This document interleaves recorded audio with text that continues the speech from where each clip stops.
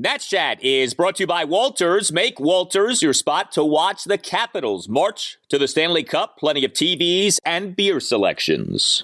Game 6 is Friday night at 7:30 as the Caps are on the brink of elimination. Plus, Walters has every NBA playoff game as well. Now the kick and the pitch on the way. Swung on, hit a mile high to deep left field.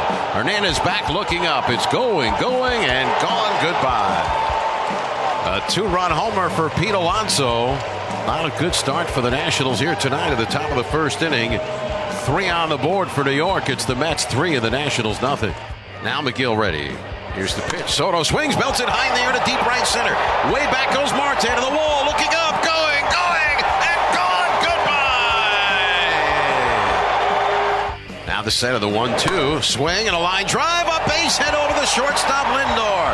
Rounding third, heading home is Ruiz. Throw to the plate is cut off by the first baseman Smith. And Dee Strange-Gordon has his first RBI of the year. Ruiz home with a 5th run of the inning. It's now the Nationals 5 and the Mets 3. The kick and the pitch. Swing and a high fly ball. Deep left center field. Nibble back, way back. Going, and gone. Goodbye. Bang. Zoom goes Nelson Cruz with a 3-run homer. And the Nationals now lead by the score of 8-3. And welcome to Nats Chat for Thursday, May 12th, 2022, along with MASNsports.com Nationals insider Mark Zuckerman, who is at Nationals Park. I'm Al Galdi, host of the Al Galdi podcast. For just the 4th time in 16 home games for the Nats this season, we have a Nats win, an 8-3 win over the New York Mets at Nationals Park on Wednesday night. And Game 2 of a 3-game series. Nats this season now 11-21 overall. And what a strange game for the Nats this was. The Nats for the game, 8 runs, 10 hits, 4 walks. You like that. But all 8 of the runs and 9 of the 10 hits happened over the first 2 innings. The Nats scored 5 runs in the bottom of the first, 3 runs in the bottom of the second. Offense did very little the rest of the game, but the offense didn't need to do much the rest of the game. You know, Mark, we have that saying, right? It's not how you start, it's how you finish. For the Nats on Wednesday night, it was how they started and not how they finished. Well, not exactly how they started because the first 4 batters of the game were about the worst case, like disaster scenario you could draw up. But as soon as they got over that, yeah. I mean, I've seen teams come back. I've seen them come back before. Certainly a 3-0 deficit is not the end of the world. The first inning, I don't know if I've ever seen them come back that quickly, that emphatically, and then the rest of the game literally features no runs scored by either team. It was a truly bizarre way to do it, and they needed this one. Let's be honest. It was a 9-game home losing streak. It had been 22 days since their last win at home. That one was on April 19th when they beat the Diamondbacks 1-0. If you can think all the way back to that, it has been a while. They needed one in a way like this where they got big hits from a lot of guys, including a couple key players, got lockdown pitching and never really even let the Mets threaten to come back. So that's a nice win and something they sorely needed. Yeah, no doubt. I mean, we know that the Nats aren't very good this season, but they had really been bad at home. And, you know, in a season in which you're trying to sell some tickets, right, and have some kind of an atmosphere at games at Nationals Park, it's tough when you go into a game like this on Wednesday night, 3-12 at home. I mean, that's bad. That's really bad. Nats actually have not been that bad on the road this season, had been really bad at home. You'd like to give your ticket-paying fans reason to feel good about their experience. So it's nice that the Nats did this on Wednesday night. You know, it's interesting. The Nats, Mark, have scored 135 runs this season. 25 of the 135 runs have come in the first innings of games. That works out to 18.5% of the Nats runs coming in the first innings of games. Now, historically speaking, the first inning is the highest scoring inning in games. This is part of the rationale behind the whole thing of going with openers. But it does stand out. I mean, for the Nats, they've had their offensive problems this season. We've talked about that. But they actually have done a pretty good job of scoring early in games. It's what's happened, I guess, later in games that's been the issue. But this has been an offense that actually has done a pretty decent job of striking in the first innings of games. Yeah, and what you've seen is Cesar Hernandez has been doing a decent job as a leadoff man. He's hitting, 285 now for the season after another 3-hit game and also drew a walk in this one. You have Soto, of course, who's always a threat. Josh Bell has been fantastic. Nelson Cruz has been pretty cold, although over the last few nights he's finally started to heat up, and that's a good sign. So, I mean, they have guys hitting at the top of their lineup that you would think should be able to do some damage. And to their credit, they took down Tyler McGill tonight, and McGill is the guy who shut them out on opening day and had been phenomenal every start since then. For the Mets, he had given up a total of 9 runs in all of his starts combined, and he ends up giving up 8 in only an inning and a third in this one. So credit to them. They came right back after the early 3-0 deficit, put the pressure on and kept the pressure on, and knocked out a pretty good starting pitcher to turn this really, I mean, remarkably, a game they were down early, they turned into a comfortable win. Yeah, McGill came into this game on Wednesday night, 6 starts this season, ERA at 2.43, ERA plus a 1.58. I mean, he had been outstanding this year, and the Nats took it to him. McGill on Wednesday night, 8 runs in 1 into 3rd innings. It was like batting practice, and then once he got taken out of the game,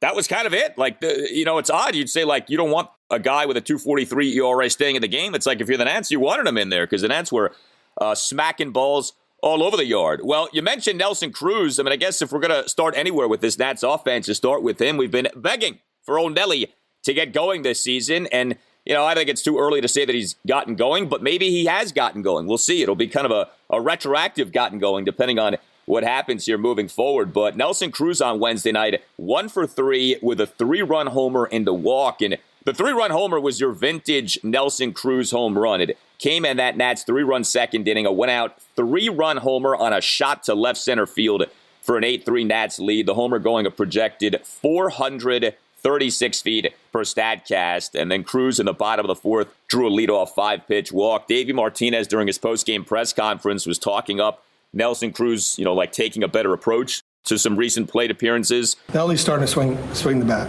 I mean, he's hitting the ball the other way. He's getting the ball in the air. We know that he likes to proclaim people back maybe sooner than they are back. But you know what? Maybe Nelson Cruz is back. We'll see. But, man, that's the kind of thing we've been waiting on from Nelson Cruz. That's a Nelson Cruz homer we saw on Wednesday night. That was vintage Nelson Cruz. Best ball he's hit all year long. I mean, that ball landed in the picnic tables, which are behind the red seats out in left center field. It's only a handful of guys that have hit that over the years. I remember Michael Morse, I think, had the longest of them actually to the back of those picnic tables, almost up to the restaurant. But very few reached that territory, and that was a majestic Nelson Cruz homer, and you know that it felt good for him, of course. Now, there have been signs, I think, over the last several days with him. He homered on Saturday in Anaheim, even though he struck out 4 times in that game, was drawing some walks, starting to hit the ball a little harder, had a couple of hits in the series opener. So there have been signs of it coming around, and then obviously this is the biggest of them all. But you need to see it a little bit more, of course, but some decent indications that he is starting to figure it out, not chasing pitches out of the zone the way he was, not hitting those ground balls that he was for so long there, to a ridiculous, as we talked about, career, high extent, something like 55% ground ball rate, which was insane. So he's starting to get some elevation on him, not chasing pitches. Even the outs are coming in the air. A lot of good signs. You need to see it for more than 4 or 5 days, whatever it's been. But maybe we are seeing finally him turning that corner, and maybe he's not the lost cause that some of us were worried. Maybe he was, only a week ago. Yeah, and it was really nice to see him and Juan Soto do damage on Wednesday night, because that's what we envisioned going into the season. Like, yes, Josh Bell too, but like Soto and Cruz and Soto. Like, that was a very enticing 1-2 punch that the Nats had in their lineup, and we haven't seen much of it this season, largely because of Cruz. Although Soto came into this game having been in a mini slump. Previous 4 games, just 3 for 17 with 3 singles and 1 walk. Well, he was a big part of that Nats 5-run first on Wednesday night. A 2-run homer to right field to cut the Nats deficit to 3-2. That homer going a projected 411 feet per Statcast. That was Soto's 7th homer of the season, his first non-solo home run. For the first time this year, we can say that Juan Soto has hit a non-solo homer. That is bizarre, the way this played out. I mean, it's not really his fault. I know he has had issues with runners in scoring position, but 6 home runs entering this game this season, all of them solo shots. Finally gets a multi-person home run in that first inning on Wednesday night. And he didn't want to, make a big deal out of that or too big of a deal out of it because you don't want to make it seem like that's been bothering you, but I think it has been bothering him. And I thought it was interesting in his post game with us, he kind of casually threw in there a line about how, this is what happens when you're the number 2 hitter on a team. So it's in his head a little bit as number 2 hitter, maybe not coming up as often with runners in scoring position, maybe not able to deliver and produce the RBIs that we've talked about you would typically expect from a number 3 hitter. He's happy to contribute any way that he can. You know that it had to feel good for him to finally connect on a ball with the guy on base and add not just 1 to his RBI total, but 2. But I thought it was a little interesting. Nobody prompted it. He kind of threw out that subtle little jab at the fact that he's hitting second, and that could be a byproduct of hitting second is fewer RBI.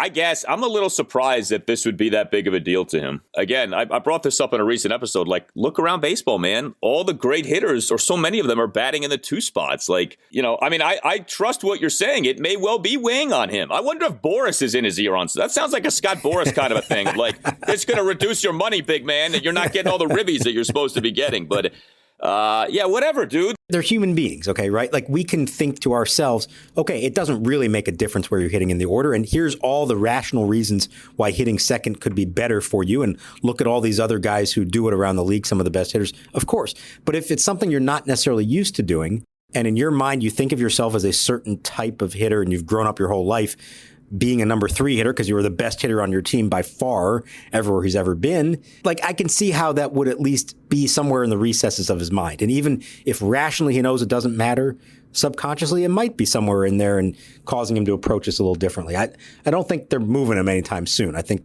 Davey seems perfectly satisfied with how this is set up. But I thought it was interesting because he did mention it and none of us brought that up.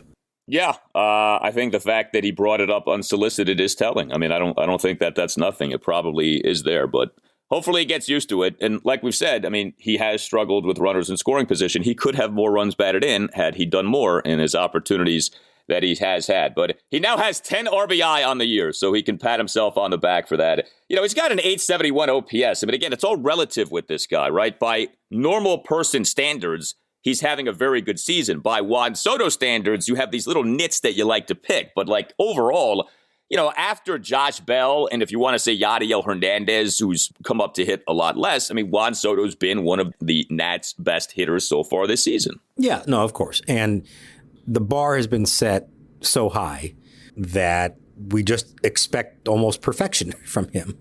And he's okay with that because I think he expects it from himself, too. He has a very high standard for himself. So even though we can all look at it and say, hey, you're still having a pretty good season, I don't think he's going to look at it that way. He always is looking for ways to be better and do more. And that's great. That's what you need in a superstar player. That's what makes them the very best of the best is they're never satisfied. They never want to give you anything less than 100% of what they're capable of. But this is another game where he hits a homer and draws a walk. That's the Juan Soto game. Homer and a walk. And he's still done that a bunch of times this year. It's just that the homers haven't been quite as meaningful because of when they've been hit and how few guys have been on base. I want to subpoena Soto's cell phone. I guarantee you Boris has been texting Soto about batting in that 2 spot. I promise you that. Are you a law firm partner looking for a better situation for your practice and a blockbuster contract worthy of Juan Soto? If so, you should call Mason Kalfas of Zenith Legal in Washington, D.C. He works with law firms and lawyers on finding the perfect match. No platoons, just superstars. Some lawyers switch firms because of conflict. Some lawyers switch firms for a better platform for their practice. And some lawyers switch firms for more money. You need the Scott Boris of legal headhunters working for you, and that's Mason. Mason will work with you to find a better fit for your practice and ultimately the best deal for you and your entire team. Call him today at 202-486-3535 or check out his website, zenithlegal.com. This is an unprecedented time in the legal market, and many top firms are looking to expand. Call Mason today. Zenith Legal also works with associates and distinguishes itself on personal service. Zenith Legal doesn't just spam resumes out to law firms. Zenith Legal talks to the right people and gets your resume in front of the decision makers who matter. Whether you are a Rainmaker partner or a mid-level associate, give Mason Kalfas at Zenith Legal a call today to accelerate your career. Call today, 202-486-3535. 3-2 to Hernandez. Swinging a line drive, base hit right field between Guillorme and Smith. And Cesar Hernandez after having his hitting streak snapped to 12, has had a little bit of up and down. He went 0 for 5 on Saturday with 2 strikeouts, then he went 3 for 5 on Sunday. Last night he went 0 for 4 with 3 strikeouts, and today he's 3 for 3. You mentioned Cesar Hernandez. He got on base 4 times on Wednesday night. Nice job by him. 3 for 4, 3 singles, and a walk. Hernandez, he was the igniter for those 2 big innings for the Nats. He in the 5-run first had a leadoff single to right field despite having been down to the count at 1.02. He in the Nats 3-run second had a leadoff opposite field single to left center field. He in the bottom of the third had a 1-out full count single to right field. And he in the bottom of the 8th drew a 2-out 8-pitch walk despite having been down in that count at 1.02. I mean, we've talked about Hernandez. He gets singles. He doesn't get extra base hits. He doesn't draw walks. But he is batting .285. It's an odd profile for him.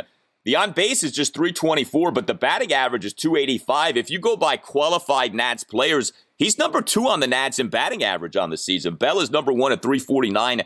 Hernandez is number 2 at .285. So it's kind of like you got to take in a lot when you're analyzing the year that Hernandez is having. But if you're just talking about Wednesday night, I mean, he did his job, got on base 4 times, and got those 2 big innings for the Nats going. Well, what's funny is you remember going into the year, we talked about how he hit a career high 20 homers last season, and maybe he shouldn't hit leadoff because he actually can hit for power. And Davey Martinez is telling him, hey, don't worry about the home runs. We need you to get on base. That's your job. Well, he hasn't hit a home run yet this year. He's become a singles hitter again. And it's, maybe on this team, that's what they need him to be, but it is a little strange. I mean, this is a very different hitter than he was last year in Chicago and Cleveland. I suppose right now it's working. He is getting on for Juan Soto and Josh Bell, and that's a good thing from your leadoff hitter. But it does feel like there is some pop in there that we just haven't seen yet. And I don't know if it's by design that he's not trying to do that, or if he's just not hitting the ball as well as he has in the past. Speaking of like odd statistical profiles, Hernandez's 2021 was odd. So he hit the career high 21 homers, yes.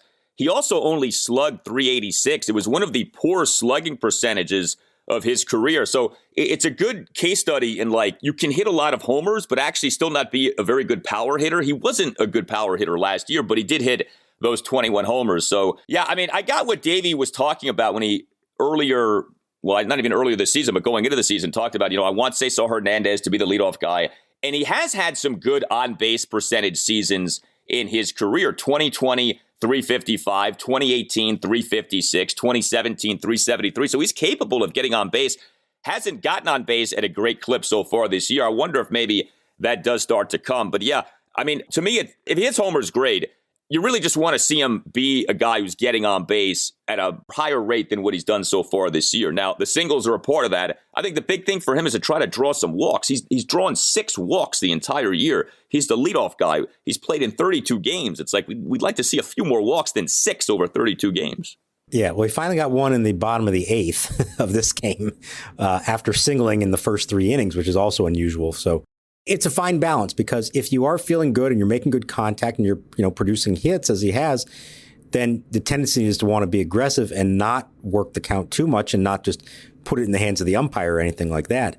But a little more selectivity wouldn't be bad. And whatever it takes, whether it's a bunch of hits and he's, a 310 hitter with a 350 on base percentage, or he's a 280 hitter with more walks and a 350 on base percentage, whatever you got to do to get on base is good. And however he can figure out how to do that is what they need him to do. Yeah, absolutely. Yeah. However you get there is fine. A lot of Nats got in on the act on Wednesday night. Cade Ruiz 2 for 4 with an RBI single and another single, as he was the Nats starting catcher for the first time in 3 games. Yadiel Hernandez 1 for 3 with a double and a walk. Josh Bell 1 for 3, had a single and a hit by pitch. Dee Strange-Gordon was helping out, 1 for 4 with an RBI single. He was the guy who capped the Nats' 5-run first, a 2-out RBI single to shallow left center on a 1-2 pitch for a 5-3 Nats lead. So no Alcides Escobar for a second consecutive game. I read the updated description of what's going on with his hand. I don't know that we need to get too much into detail here. It's a bit of a TMI situation, but this sounds like a nasty ordeal that he's dealing with this finger/hand situation. Yeah, it's an infection under his pointer finger fingernail, and the finger's swollen. They had to drain some fluids from it, and still looks a little nasty. The hope is that he's ready to go on Thursday, but it's a quick turnaround with a day game. So I don't know, maybe not.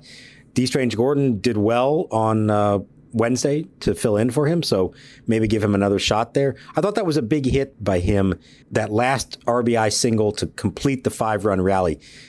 They come back, they've now tied the game.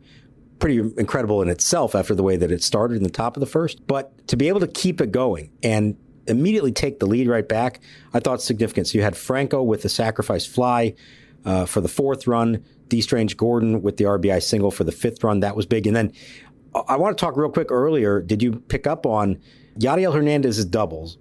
And Nelson Cruz is coming around first and around second and towards third. And everybody's looking at Gary DiSarcina. And this time he put up the stop sign. There was a chance you would see him try to go for it. And if it's a different runner, maybe he would have. But he held up Cruz.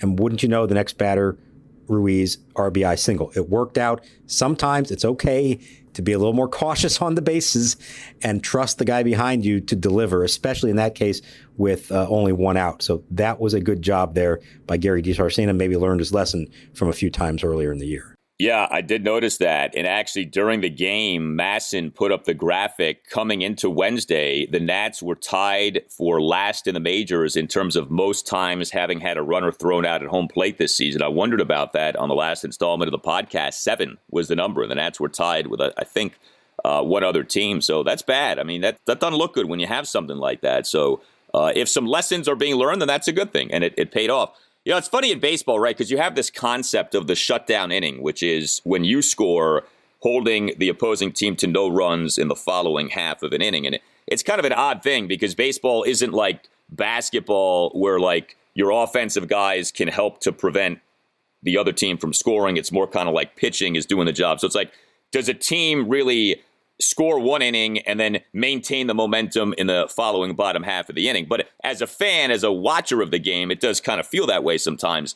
And so for the Nats to respond, quote unquote, to the Mets scoring those 3 runs in the top of the first with a 5 spot in the bottom of the first, that was good to see, like an immediate answer to a big first inning. And then to tack on 3 more in the bottom of the second, again, like this thing of momentum. I mean, I think it gets overstated, but if you're just sort of watching the game unfold, you're down 3-0 going into the bottom of the first. You're then up 8-3 after 2. That is a big swing in the game. Right. I said, you get down 3-0 in the first. It's not uncommon to come back from that, but you're probably going to chip away at it over the course of the night to get it immediately like that.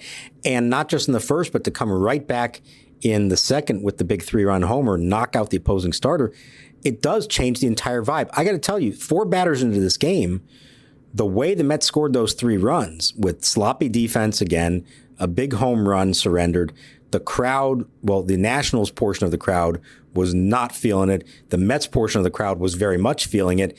And you're thinking it's going to be a long night here. And so I do think there's something to be said for flipping that switch in the other direction right away. It's not just that they came back, later in the game, but to do it right away, they seized back control of that game. And for that, give credit to the lineup and give credit to Aaron Sanchez, who looked to be on path to a terrible start and wound up putting together a very solid start in the end.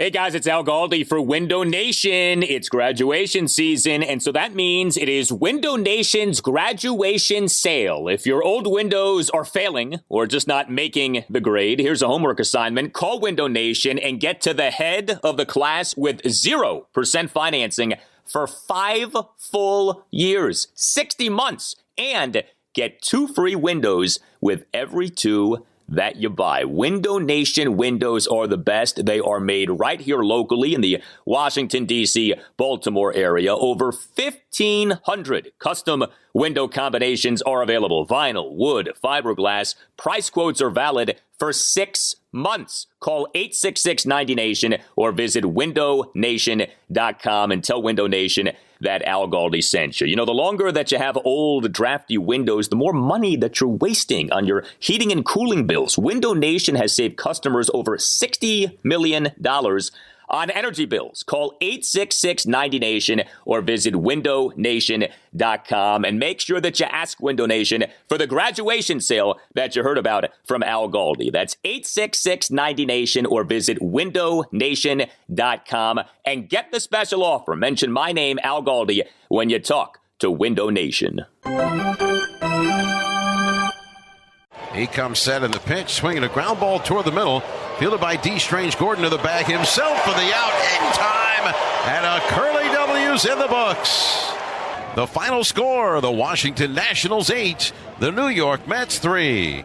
Aaron Sanchez on Wednesday night, 3 runs in 5 into third innings, but there's so much more to his outing than just that final line. He gave up 6 hits, a homer, a double, and 4 singles. He issued no walks. He recorded just 1 strikeout. He again threw a lot of strikes. I tell you, this is one thing about Sanchez that is impressive. Start in and start out, he pounds the zone. Sanchez on Wednesday night, 75 pitches, 51 strikes versus 24 balls. So he gave up 3 runs in the top of the first, but he then ended up retiring 15 of the next 17 batters he faced, and he got knocked out of the game by being struck by a 1-out first pitch line drive off the bat of Pete Alonso in the top of the 6th. It sounds like Sanchez is going to be just fine, but I wonder how much longer Sanchez might have stayed in the game had he not gotten struck by the line drive. But it's interesting to me that Pete Alonso was the guy who hit Sanchez with that line drive. Pete Alonso is the new Freddie Freeman. He's really emerging now as a Nationals killer.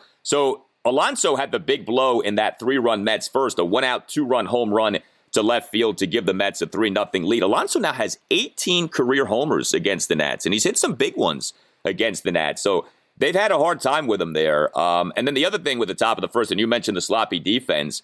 So Sanchez gives up a first-pitch bunt single to Starling Marte, on which Michael Franco commits a throwing error.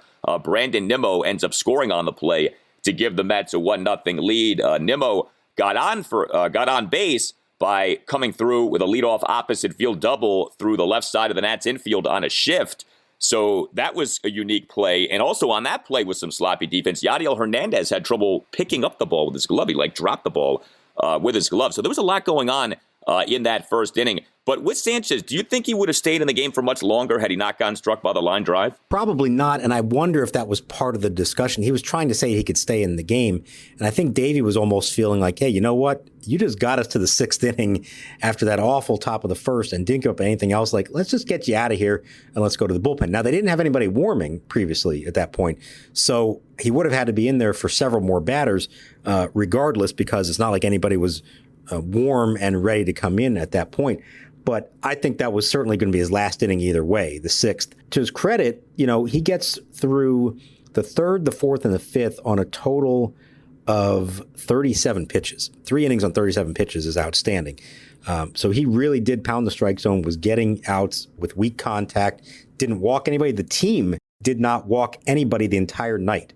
That was the first words out of Davey's mouth when he walked into the press conference room afterwards. He was thrilled with that because it's been such an issue for them, especially for their relievers. I want to go back to how they scored those 3 runs. Nimmo, you called the double and said Yadiel had some trouble with it in left field. He did. What I didn't like, and we didn't really get to ask about this afterwards because it was such an afterthought in the end, but I thought it was going to be a big deal. They start the game with the infield regularly positioned for Nimmo. And then once they got 2 strikes on him, Michael Franco then moved over into the shift onto the right side of the infield, and they have 3 infielders over there, and the whole left side is wide open. And from my vantage point, I could see exactly what Brandon Nimmo was trying to do. He's choking up on the bat, and he's just trying to make contact, and he hit it exactly where they ain't.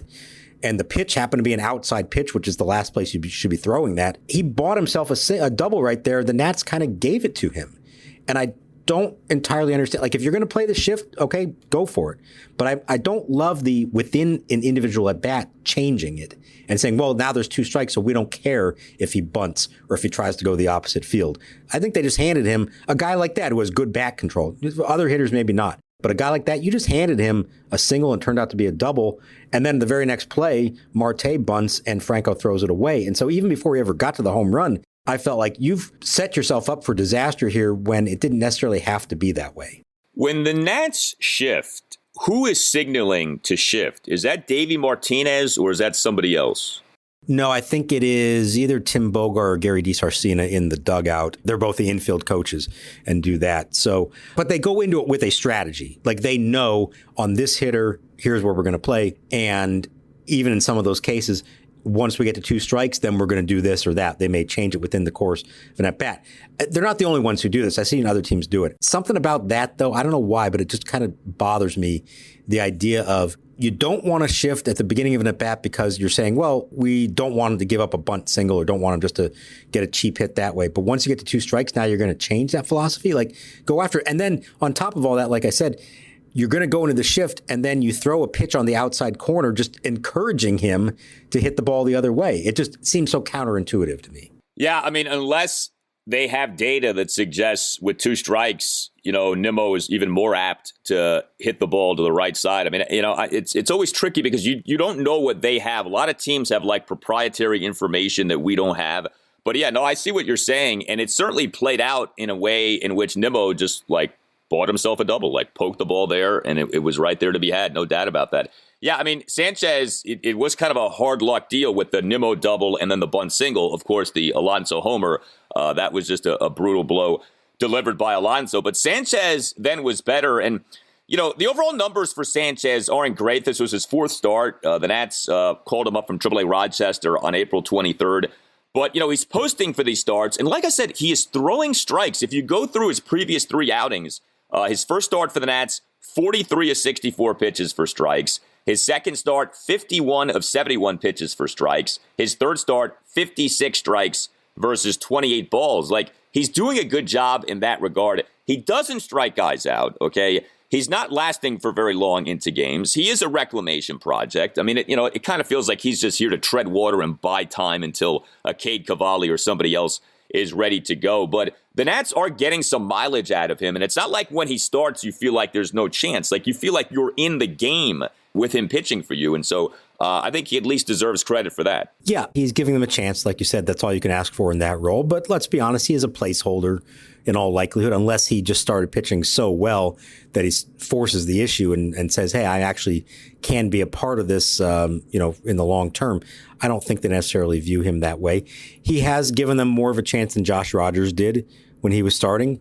Rogers had his issues. As we know, he's had struggles against right-handed batters. But I'll be interested to see here, we're still a ways away from Steven Strasburg and Joe Ross being ready. Cade Cavalli has his ups and downs. I don't sense that they're, itching to call him up. So for now, they kind of have their 5-man rotation and not a whole lot of reason to make any changes. But there's going to come a point here somewhere within the next month where somebody is going to be ready, if not more than one person is going to be ready to join the rotation. And then who do they decide to make the moves with at that point? You would think Sanchez would probably be the first on the chopping block there, as opposed to like a Yohan Adon, who they do like and they want to see develop.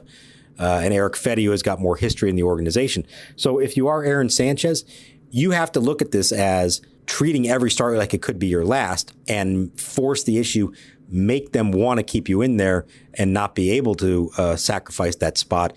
If he gives them a reason to dump him when the time comes, then that's what they're going to do because they're not really invested in him. Yeah, and he's not a guy who in any way profiles as a reliever. So he's either a starter or he's not with you. And maybe he can look at it as he's auditioning for other teams. He could sort of frame things that way. So with Cade Cavalli, he did pitch on Wednesday. 2 runs, 1 earned in 5 2/3 innings in a 3-2 Rochester Red Wings victory at the Worcester Red Sox. Cavalli had 6 strikeouts versus 1 walk. I mean, he's not killing it for AAA Rochester. He's had some good outings. He's also had some rough outings. The overall numbers aren't great. I know that when you're deciding on whether to call up an Uber prospect, it's not just about bottom line stats. You look at the peripherals, you look at the stuff, things of that nature. But 6 starts for Cavalli for AAA Rochester this season. He has an ERA of 6.18, 25 strikeouts in 27 2/3 innings, and he has issued 12 walks. So the results have been mixed. He's not forcing the Nats' hand on this. It's kind of like he's there, he's developing, but this isn't like a banging on the door situation. This is more like, I think you want to see more before you call him up because, like you said, they want to call him up and have him stay up as opposed to calling him up and then shipping him down.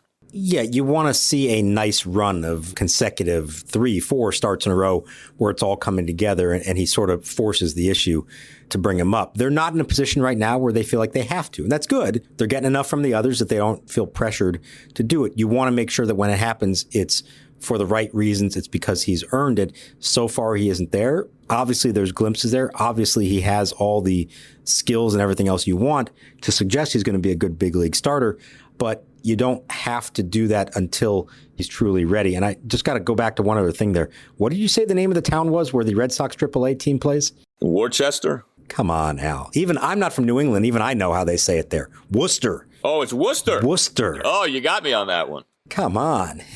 Well, I'm learning doing this podcast. It's good. I have no New England connection. Even I know it's Worcester. Worcester. All right. See, you learned something new doing this podcast. By the way, speaking of Nats prospects, Cole Henry for AA Harrisburg over 5 starts has an ERA of 0.57. Do you think it's at all possible Henry would get called up this year? I mean, I'm sure they want to have him pitch at AAA at some point, but he is killing it for Harrisburg so far this year. He's been on my radar all along as somebody that I think we are going to see before it's all said and done. Now, they're not going to rush him, of course. Pretty accomplished, number 2 draft pick, a little step behind Cavalli maybe in terms of experience and in terms of dominance, but profiles to be potentially a front of the rotation kind of starter. And yeah, they're very excited about him. I wouldn't be surprised he keeps this up at AA. He gets the promotion to AAA. Now you see, kind of like Cavalli last year, how does he do with the more advanced hitters at that level? If he has some success, yeah, I definitely think he's somebody we could see later this season. Remember, they called a up real quick without a whole lot of experience in the upper levels of the minor league. So they're not afraid to do it if they think he's ready. I've been very interested to hear how this guy does, and very interested to ultimately see him pitch up here. We're so far away from this. Who knows how it's all going to play out. But if they get to September and you've got a rotation that includes Cavalli, Gray, Henry, and Adone, I mean, that's where they should be. I mean, that's where you want them to be organizationally. And then Strasburg or Ross or Fetty, whoever the other one is, Corbin. But if you've got 4 potential building blocks in your rotation by the end of this season, and they have at least some amount of success, that's a huge win in my book. Now, who knows? They may not all pan out. Injuries can happen. A lot of stuff can happen between now and then. But that's not out of the realm of possibility that we reach a point where that does happen this year. Yeah, and that's what you want. I think it's interesting, though, because Cavalli was lights out at AA, and then over his time at AAA, starting last year into this year, has not been lights out. So I think you do need to see Henry pitch well at AAA if you're just going to call him up. But he has been spectacular for Harrisburg so far this year. Good night for the Nats bullpen on Wednesday night. 3 relievers combined for 3 2/3 scoreless innings. Austin Voth 1 2/3 scoreless innings. Victor Rano 1 2/3 scoreless innings with 2 strikeouts. And Paolo Espino tossed a scoreless top of the 9th despite beginning it by giving up back-to-back singles. Austin Voth now has not allowed a run in each of his last 7 appearances. So, we know that Austin Voth can be up and he can be down. He has been up lately. He's looked good. Davey Martinez has been going to Voth a lot, and he has been delivering on that. He's had good life on his fastball. He has been pitching in some higher leverage spots. That's been good. It was really nice to see how all 3 of them came out after Sanchez had to leave the game and just kind of shut the door. The only little blip there, the negative of it, was Paolo Espino goes to pitch the 9th inning when they're up 5 runs. And I'm thinking to myself, okay, the last thing Davey Martinez wants to do right now is have to call down to the bullpen and say, get Rainey up and warming, because that means it's getting a little bit dicey. And sure enough, back-to-back singles start the inning, phone call down to the bullpen, and here's Tanner Rainey warming up. Now, it didn't matter in the end. Paolo got 3 straight outs after that, game over. But just those little things that would be nice, especially if they're in a position to use Rainey in the series finale or for the next several days.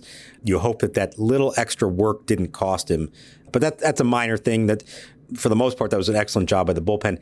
The other thing on the Mets side, this is a small win for them and for Buck Showalter. You knock out their starting pitcher in the 2nd inning, and they end up only using 2 relievers the rest of the game. That doesn't happen very often. So they now have all their other guys for the series finale on Thursday. He'll have his pick of whoever he wants out of the bullpen. You would hope in a perfect world, you knock out the starter that quick, you should force them to have to use 4, 5, 6 relievers. Instead, they only use 2. Yeah, I mean, the Nats offense really did nothing over the final 6 innings for the team. 3rd inning through the 8th inning. I mean, it was like 2 different games. It was very odd. the way that played. I mean, it really was Ty McGill. Like, he was just wrecked by the Nats. And then once he got out of the game, things for the most part changed. So Game 3 for the Nats against the Mets at Nationals Park Thursday afternoon at 1:05. Yohan Adon versus Taijuan Walker. You tell us what you think. You can hit us up on Twitter at Nats_chat. You can email the podcast, natschatpodcast@gmail.com. We got another Steven Strasburg Joe Ross update. You know, I almost feel like I don't want to keep chasing these things because it's like incremental and, you know, you say, well, what's the latest here? What's the latest there? And then before you know it, a month has passed and neither guy is still at the major league level. But each guy now has thrown a simulated game, and it does feel like we are nearing the beginnings of minor league rehab assignments for these guys. Yeah, so they both threw on Monday. I believe it was 2 innings, though I don't have that confirmed. But the report was that everything went well, and they're going to do it again either Friday or Saturday. The idea would probably be you'd build up to another inning, so you get 3 innings there. And if that goes well, we'll see. Maybe they do it one more time, but I would think if you're ready to throw, 4 innings and 60 pitches, something like that, they may say, hey, let's go send you up to Fredericksburg. Let's send you to Wilmington, Harrisburg, wherever it might be, and start a rehab assignment. The key that they want to wait on that is a pitcher has 30 days once you start a rehab assignment before you have to end it and be called up. So that's the thing you want to watch for. When they are beginning to pitch in minor league games, they're a month away at most from returning to the big leagues and maybe less than that. So when you're trying in your head to figure out when they're going to return, I've been looking at somewhere in early June if everything goes according to plan. So far, it seems like everything has. Yeah, I mean, you just cross your fingers that during the minor league rehab assignment, there isn't the setback, because I don't think that would shock anybody with either guy. And that is why they would keep them in Florida as long as they can, because it's a more controlled environment. So if an inning is getting out of hand in a simulated game, they can say, okay, just end it there after 20 pitches, go back to the dugout. Once you're in a real minor league game, if you start building up a pitch count and you've thrown 30 pitches in one inning, you got to stay out there and finish the inning, or they have to pull you, and now you haven't gotten a chance to actually rehab the way you want to. If you would like to become a sponsor of the Nats Chat Podcast, hit up Tim Shovers at natschatpodcast@gmail.com. We continue to welcome your memories of the Nationals' 2012 National League East winning season. You can send us an email detailing what you remember from that season, what you most cherish from that season. You can send us a voice memo as well. Again, the email address is natschatpodcast@gmail.com. All Nationals radio highlights on Nats Chat are courtesy of 106.7 The Fan. For Mark Zuckerman, I'm Al Galdi. We'll talk to you next time on the Nats Chat Podcast, and we leave you with this voice memo from Eric in the Dominican Republic with his memories of the Nats 2012 season. Hello, Al, Mark, and Tim. This is Eric Johnson, your faithful listener down in the DR, and I wanted to pass along my favorite 2012 memory. And really, it's the most exciting memory of the whole year, which is that Game 4 walk-off Worthquake home run. But let me tell you why it's my favorite, because it actually started back in 2005 when the Nats first came to town. I was working a side job and would listen to Charlie Slows that first season and really just fell in love with the Nats, but especially Charlie, because he was such a great announcer. He really made you feel just a part of the team. And so over those 7+ seasons where they weren't very good, that 2012 was so special. And even though Game 5 didn't end the way we hoped, Game 4 was so special, that call, that even as the season was over, and really up until 2019, it was the greatest memory in Nats history. And I just think the local radio announcer is so special, and that early on in our Natsdom, we had a special feeling of every time you hear that, the little hairs on your arms stick up. And so 2012, I will always remember Charlie's call of Jason Worth, and that's what I got today. I hope I can steal a little summoning from you, Dave. 3 balls, 2 strikes, the pitch. Swing it